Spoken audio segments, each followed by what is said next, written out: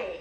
So, as we enter into March, we all know that there is an infamous holiday to be celebrated with lots of beer and cheer.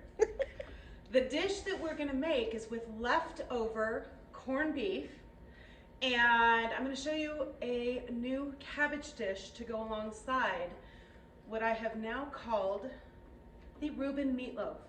Yes, it has all the ingredients of a Reuben in a meatloaf. So when you make your meatloaf sandwich, you're also getting a Reuben. It's almost like a 2-for-1. I'm going to show you how to make homemade Thousand Island because it's so easy, but of course we can always go out of the bottle. Doesn't matter either way. But I have like 3 tablespoons of mayonnaise, about 3 tablespoons of ketchup. We're just going to put a little bit of salt and pepper. Doesn't need a whole lot of salt because mayonnaise is naturally salty. We're going to put in a scoop, I'm going to say 1.5 to 2 scoops of pickled relish. And you sweet can, or dill? Or dill, either or. And you can use any style vinegar or a squeeze of lemon, just something citrusy, to break down any of the sweetness and whatnot from the ketchup. So I'm gonna say that that's like 1/2 tablespoon. And stir this up. And it is as easy as pie that this will turn into the most beautiful Thousand Island color. And it's just delicious. So easy way, if you have this stuff in your cabinet, you can make your own, or use a little bit of wishbone, because that's just fine. I'm going to set this aside, and we are going to now make the loaf. I have in here about 1 pound of ground beef, and I have just shy of a cup of diced corned beef. And you can shred it if yours is, falling apart after your holiday treat. Shred yours. It doesn't matter as long as it makes it into the meat. And then I'm reserving a little bit for on top because you'll see that we're doing all the ingredients inside, and all the ingredients on top for total insurance that this is going to taste like a Reuben.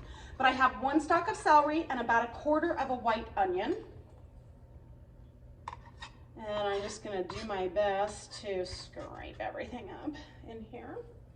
I'm going to crack 1 egg right inside. And I'm going to tear up. You can use any type of rye, Jewish rye, marble rye, this is dark rye, but in very small pieces, but I have the 2 heels. So it's a great way if you don't know what to do with your heels, stick them in the freezer, pull them out later for this dish. They're worth saving and using. Yeah, but any type of rye, but as long as it's rye. If we use white bread, we're not going to get that coriander that is in the rye bread that makes the Reuben traditional. So I'm just breaking this up. And I already shredded some Swiss cheese. You could use provolone as well. That typically is a little bit harder to shred. It comes in rounds. And so I find that the Swiss is more traditional tasting for me, but provolone is just fine if you can't find the Swiss. And you can certainly get it in the already pre-shredded packages, but I just took the time to shred it fresh because that's what Christy brought. You're welcome. And you're welcome. So in here, I'm going to add just a wee bit of salt and pepper. And I'm still going to put in a little bit of ketchup, like traditional meatloaf, because it helps to toss it all and get it into the loaf, along with the egg. It's the only other wet ingredient. So, like any other meatloaf, mix to combine. I don't ever really over mix my meatloaf too much because the meat has a tendency to get a little stiff in the oven if we overmix.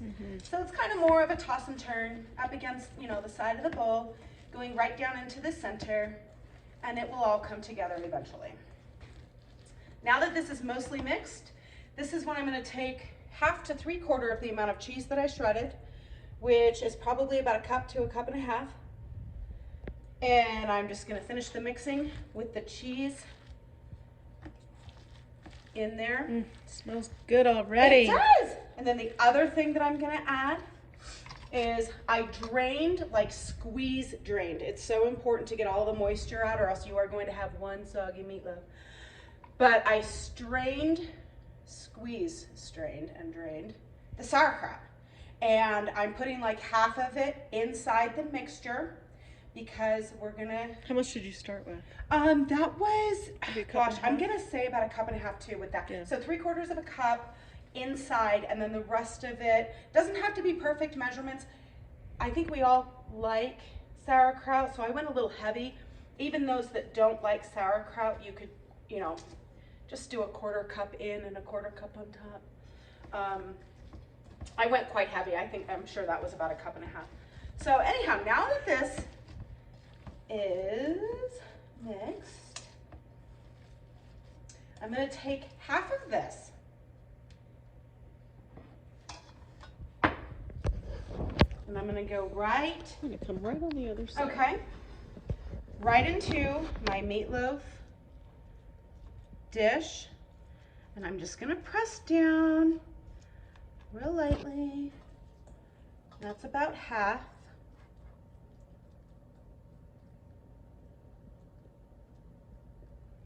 Okay, and then Christy, if you could do me a favor, I left this out for a reason, but I didn't separate out 2 pieces. If you could just do that.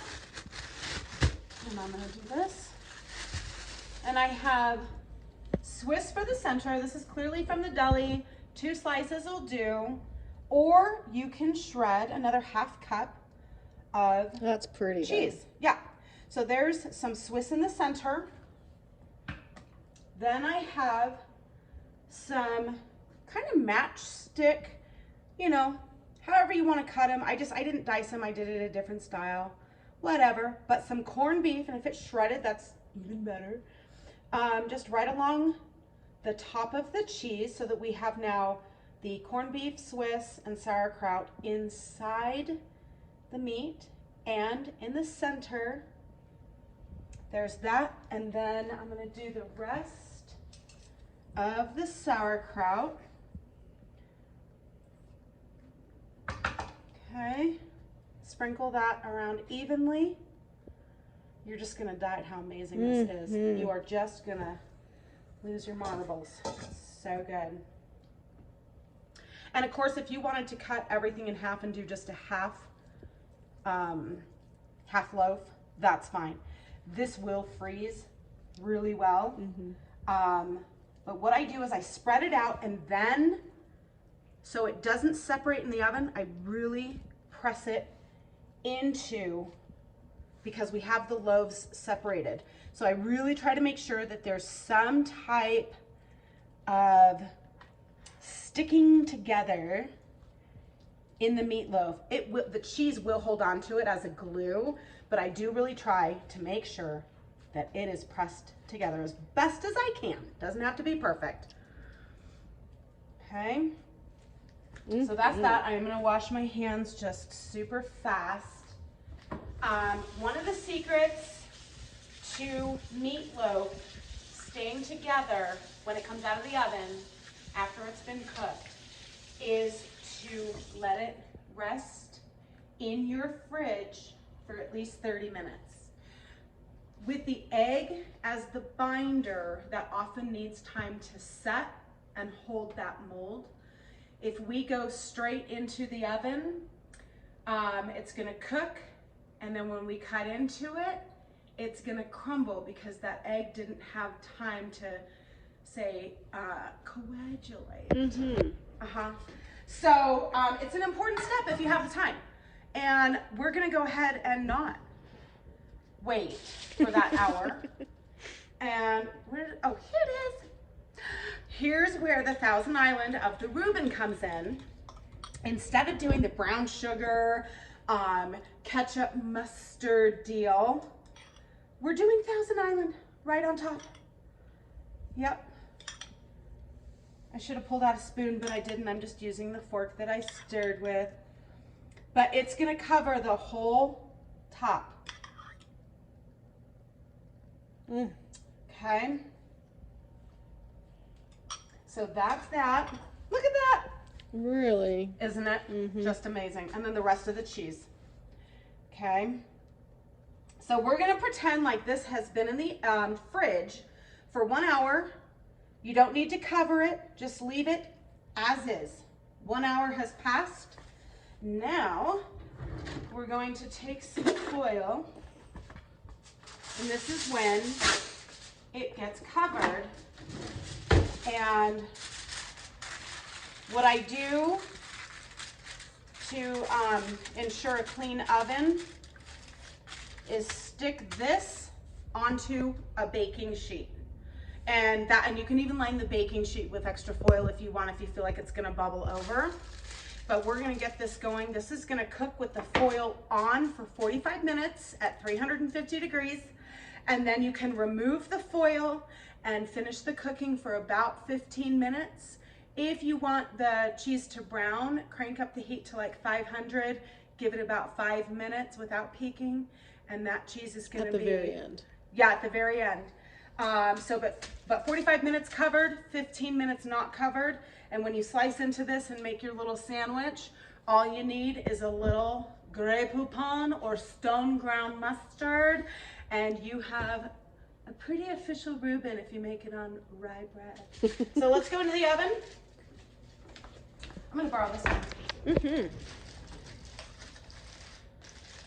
Yeah. Dinner. Okay, we're just gonna go right here. Perfect. There. Now I feel much better because we're at Mom's house. I have to be extra clean. So right in, 350, 45 minutes, timer's ticking. See you soon.